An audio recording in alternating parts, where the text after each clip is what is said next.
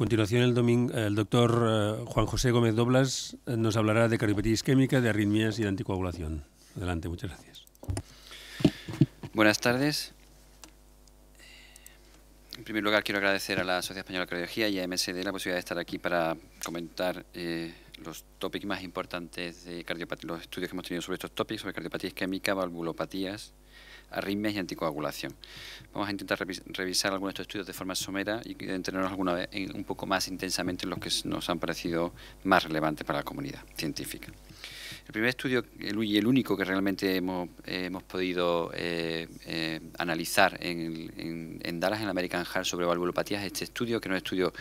que intentaba discernir qué actitud terapéutica es más efectiva y segura a largo plazo en los pacientes con regurgitación mitral isquémica severa, si bien la reparación o bien el reemplazo valvular. Esta pregunta tiene su razón de ser en que, aunque la regurgitación mitral isquémica es una complicación frecuente tras un infarto, y la guía recomiendan actuar sobre ella de forma terapéutica o bien con reparación o con reemplazo, no se hace una recomendación específica sobre cuál de las dos técnicas es mejor, encontrando beneficios y problemas en ambas estrategias. Hay que decir que esto es un estudio de pequeño tamaño y por tanto el endpoint primario no fue un endpoint clínico, los endpoint clínicos fueron endpoint secundario, y el endpoint primario fue un endpoint de remodelado ventricular izquierdo. Lo que se valoraba era el índice ajustado del volumen telesistólico ventricular izquierdo ajustado a los 12 meses. Los resultados de este estudio se encontró que ambas estrategias ven a reducción del volumen ventricular, tanto con reparación como con reemplazo con preservación de cuerda. Había la misma incidencia de eventos clínicos de mortalidad, tanto precoz como tardía, pero sin embargo sí se encontró que había un aumento de la recurrencia muy significativa en los pacientes que se sometieron a reparación mitral frente a los pacientes que se sometieron a reemplazo valvular, lo que suponía una mayor tasa de reingresos al año, aunque, como pueden ver en la diapositiva, no suponía un aumento, una peor situación clínica de los pacientes al año de seguimiento. Hay que decir algunos comentarios respecto a este estudio, y es que llama la atención que hay una tasa de mortalidad precoz muy pequeña y al año en relación a los datos del STS. Es verdad que los participantes en este estudio eran centros de alta calidad, que ya es una red de cirugía cardiovascular que ya ha hecho estudios en este sentido y por tanto son cirujanos con buenos resultados. El otro aspecto que ya lo hemos comentado es que pese a que había un tercio más de regurgitación recurrente significativa en el grupo de reparación, no había diferencias clínicas funcionales y se achaca en parte a que probablemente el seguimiento es corto. Por lo tanto, los investigadores también se comprometieron a que este estudio iban a hacer un seguimiento clínico de sus pacientes a 2 años para evaluar si había alguna modificación en esta situación clínica en este grupo de pacientes. El mensaje quizás para llevar a casa de este estudio es que en regurgitación mitral isquémica, donde no teníamos realmente claro si la reparación mitral o reemplazo valvular era qué técnica era la de elección, y donde en general existe una tendencia, según los datos que tenemos del STS, de que hay mayor reparación mitral de forma empírica. Sin embargo, esto no se sustenta en ninguna evidencia de beneficio clínico en endpoint clínico o en endpoint ecocardiográfica. Incluso, como se ha demostrado en este estudio, hay una mayor tasa de recurrencia a 1 año sin que haya una significación estadística en ese sentido, una significación clínica, perdón. En cardiopatía isquémica hemos tenido muy pocos datos. Había realmente el estudio más significativo era el Vista 16 por el tamaño, un estudio muy grande en el que han participado muchos centros españoles y que fundamentalmente era interesante porque se centra en valorar si el tratamiento antiinflamatorio, en este caso con inhibidores de la fosfolipasa, tendrían efecto en pacientes con síndrome coronario agudo. Es decir, si digamos que la hipótesis de que el tratamiento antiinflamatorio en la cardiopatía isquémica aguda tiene un efecto beneficioso o no. Y realmente es un estudio que es claramente negativo, porque el Varesplatib no solo no reducía eventos cardiovasculares en pacientes con síndrome coronario agudo reciente, sino que incluso parecía dañino porque se aumentaba de forma importante la tasa de infarto agudo de miocardio cuando se utilizaba este fármaco. Esto ha sido, digamos,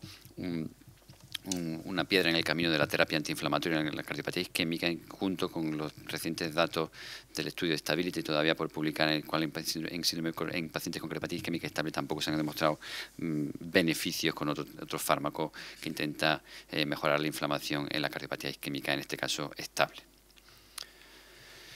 En el ámbito de la arteriopatía periférica es interesante este estudio, el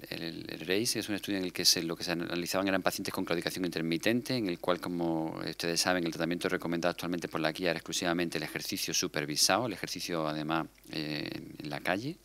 y no había ningún estudio randomizado que demostrara la eficacia de la angioplastia, es decir, de la revolución percutánea en miembros inferiores en este tipo de pacientes con claudicación intermitente, aunque como puede parecer, por ejemplo, que la angina estable con el Curas se podría pensar que era mejor en la angioplastia, pero no había ningún dato. Y en este sentido, este estudio es un estudio pequeño, de unos 200 pacientes, en el cual el endpoint primario era la distancia máxima que podían andar los pacientes en cinta. Este es un aspecto también relevante, y en concreto, como pueden ver, los resultados del estudio se veía que cuando los pacientes se sometían a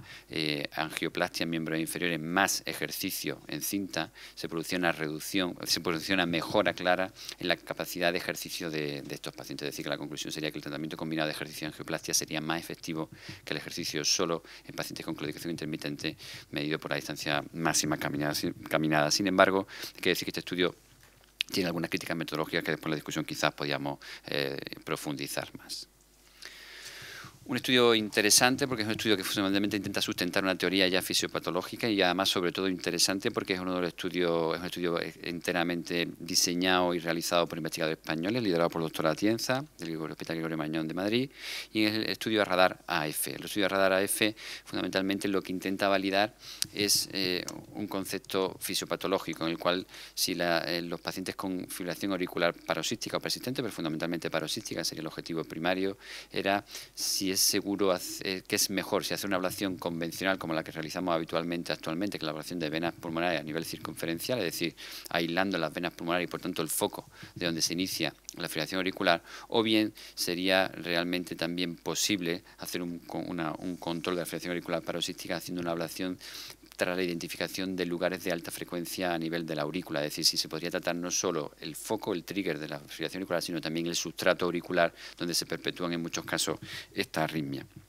Y realmente lo que se hizo entonces fue randomizar los pacientes a hacer una ablación guiada con una tecnología específica que identifica estos focos de alta frecuencia frente a la ablación convencional a nivel circunferencial, tanto fibrilación auricular como fibrilación persistente. El endpoint primario era la presencia o no de FA 6 meses posablación sin medicación antiarrítmica, y en los endpoints secundarios sobre todo se centraban en criterios de eficacia a un año y en criterios de seguridad. Como pueden ver en esta diapositiva, en el grupo de fibrilación auricular paroxística, lo que se conseguía era que se conseguía en el estudio, era un estudio en la parte de no inferioridad, que era exactamente igual realizar la ablación de las zonas focales de alta frecuencia que hacer la ablación a nivel de venas pulmonares, es decir, una ablación circunferencial clásica o estándar, pero sobre todo también era relevante que pese a tener los mismos resultados, la incidencia de eventos adversos era claramente menor. Además también se dan menos aplicaciones y hay menos tiempo de radiofrecuencia, con lo cual también está relacionado claramente con la duración del procedimiento y con la aparición o no de eventos adversos. Sin embargo, esta relación no se pudo apreciar, este beneficio no se apreció en concreto en fibrilación auricular persistente. El mensaje quizá de este estudio es que abre puertas para estudios de mayor tamaño, en el cual lo que sí podríamos ya ir diciendo es que la ablación de fuentes de alta frecuencia de fibrilación auricular recurrente es al menos igual que el tratamiento estándar, es decir, el aislamiento de venas pulmonares en fibrilación auricular paroxística y con menos eventos adversos. Por lo tanto, sigue abierto, digamos, la hipótesis del tratamiento del sustrato auricular en la fibrilación auricular frente al tratamiento del foco de inicio de la fibrilación auricular. En el campo de las arritmias o en el campo de la estimulación, uno de los pocos estudios positivos que hemos tenido en el American Heart de 2013 ha sido el estudio Minerva. El estudio Minerva lo que hace es testar en pacientes que necesitan un marcapaso por bradiarritmia cuál sería el mejor modo de estimulación, sobre todo con idea de evitar específicamente taquiarritmias auriculares. Como bien saben, la estimulación clásica en VVI produce en ciertos casos, se ha relacionado con la aparición de arritmias auriculares en el seguimiento de estos casos y con eventos relacionados con esas taquiarritmias auriculares. Y a lo largo del tiempo se han ido realizando estudios que han intentado demostrar cómo diferentes modos de estimulación podrían reducir esos eventos auriculares y por tanto las complicaciones clínicas. En concreto, pues se pensaba que la estimulación doble cámara con estimulación auricular era mejor que la estimulación en VVI. Después se pensó que la estimulación exclusivamente a nivel auricular con algoritmos de activación auricular ante determinadas taquiarritmias auriculares también podría ser mejor, y era, en concreto, en este estudio se hace una combinación de diferentes algoritmos con una nueva tecnología que se basa fundamentalmente en evitar que el paciente tenga estimulación ventricular, que como ustedes bien saben puede ser perjudicial en el seguimiento en la estimulación en ventrículo derecho. Realmente es un estudio en el cual se comparan, como pueden ver aquí, la estimulación fisiológica en doble cámara convencional frente a la estimulación, digamos, con diferentes algoritmos a nivel auricular, más este MVP que se refiere a la capacidad del marcapaso de intentar evitar la mínima estimulación ventricular posible frente a la estimulación ventricular también, el MVP, de forma aislada sin algoritmos de actuación auricular. Lo interesante de este estudio es que el endpoint primario hubo una diferencia significativa del 26%, perdón, en cuanto a los dos modos de estimulación que se testaban frente al convencional en el endpoint primario, y en concreto hay que decir que el endpoint primario era mortalidad de cualquier causa, hospitalización cardiovascular o FA permanente, pero fundamentalmente el beneficio se produjo por reducción de fibrilación auricular permanente en este caso. Por lo tanto, el mensaje quizás para llevarnos también es que en pacientes con indicación de marcapasos que necesitan pacing auricular, pero no mucha estimulación ventricular, la estimulación con estos nuevos algoritmos de minimización de estimulación ventricular y pacing auricular o ATP es beneficiosa, y probablemente encontraremos cambios en la guía en este sentido en el futuro. Vamos a centrarnos ahora en el tema de la anticoagulación. Dos palabras solo para dos estudios que se han presentado en el campo de la farmacogenética. Fundamentalmente saben que, como se ve aquí arriba en la diapositiva, gran parte del control de la anticoagulación en nuestros pacientes, la anticoagulación convencional con warfarina, depende en un 40% de variaciones genéticas, sobre todo en estos dos genes, y generalmente lo que se intentaría en este estudio es ver si controlando, conociendo bien cuáles son los pacientes portadores de estos genes, cómo modificaríamos la dosis con un determinado algoritmo de forma, digamos, guiada según esa alteración genética que tendría, y si eso favorecería un mejor control terapéutico de los pacientes que están con tratamiento con síntoma. Hay que decir que se presentaron dos estudios, el estudio europeo, el EUPAC, y el estudio americano, el COAC, con ciertas diferencias, fundamentalmente dos. Uno era un estudio doble ciego, el americano, y el EUPAC no.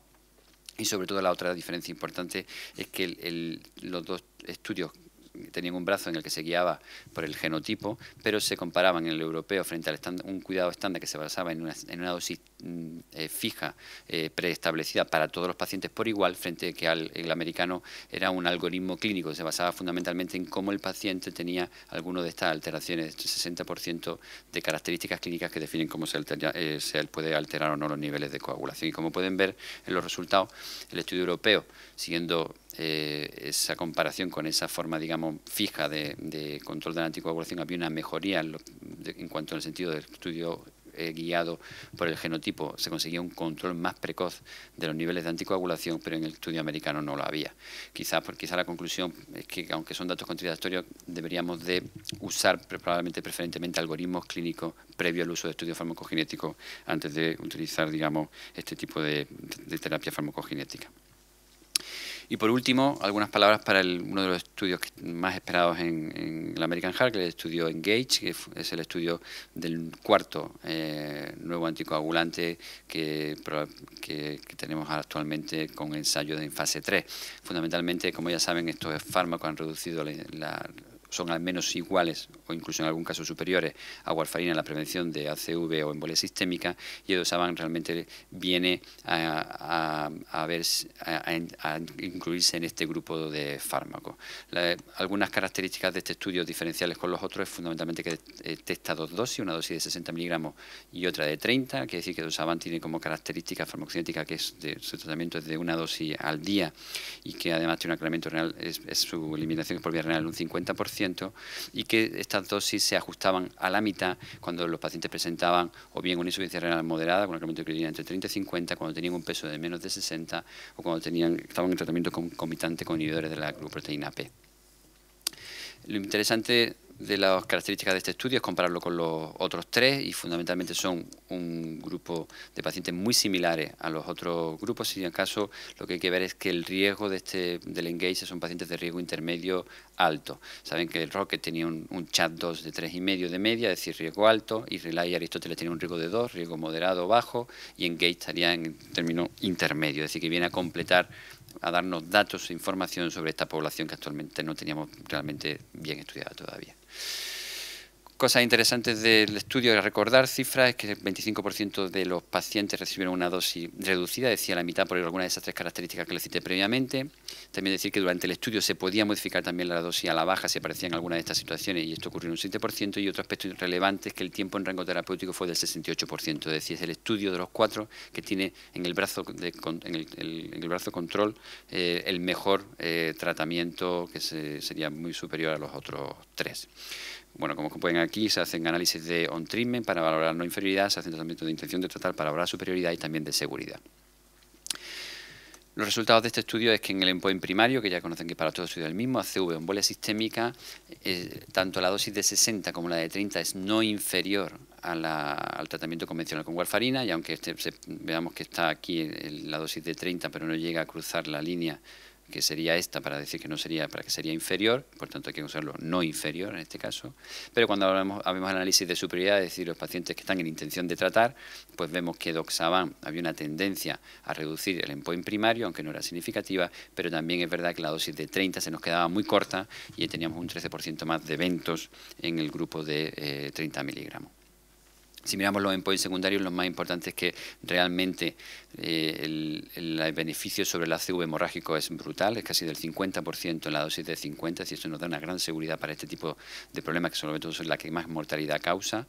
y la dosis de 30, obviamente, a costa de una menor eficacia, también una reducción importante. En ACV isquémico, el efecto de la dosis de 60 es exactamente la misma que la del warfarina, pero es claramente peor con la dosis de 30, y si nos vamos a mortalidad, vemos que la mortalidad de cualquier causa es reducida con la dosis de 30, fundamentalmente por reducción de hemorragia cerebral, se queda un poco en el límite en la dosis de 60 y en los dos casos hay una reducción de mortalidad cardiovascular. De forma interesante por la polémica que siempre ha surgido, sobre todo cuando había atrás no había diferencia en cuanto al infarto de miocardio. Y en cuanto a los sangrados, pueden ver que se trata de un fármaco muy seguro. En general, todas las hemorragias fatales, vitales, intracraneales, todas se reducen, excepto las gastrointestinales, que en la dosis de 60 sí aumentan y lo hacen de forma significativa. Es decir, diríamos que aquí solo Apixaban se salva del problema de los sangrados gastrointestinales. En conclusión, hay que decir que Doxaban, y según los datos de Engage, pues las dosis de 60 y 30 no son inferiores a warfarina, que la dosis de 60 reduce en un 13% ACV y embolia significativa, pero la dosis de 30 lo incrementa en un 13%, y que la dosis de 30 incrementa exclusivamente ACV isquémica en un 40%. Ambas dosis reducen sangrados mayores, sangrado intracraneal, sangrado fatal y mortalidad cardiovascular, y la dosis de 60, en términos de seguridad, quizá hay que decir que aumenta los sangrados digestivos. Por tanto, quizá el mensaje es que ya tenemos un nuevo fármaco que se une al resto de NACO, un nuevo fármaco que es eficaz y seguro y que sobre todo nos va a permitir individualizar mejor a los pacientes con fibrilación auricular y riesgo de accidente cerebrovascular o embolia sistémica. Muchas gracias.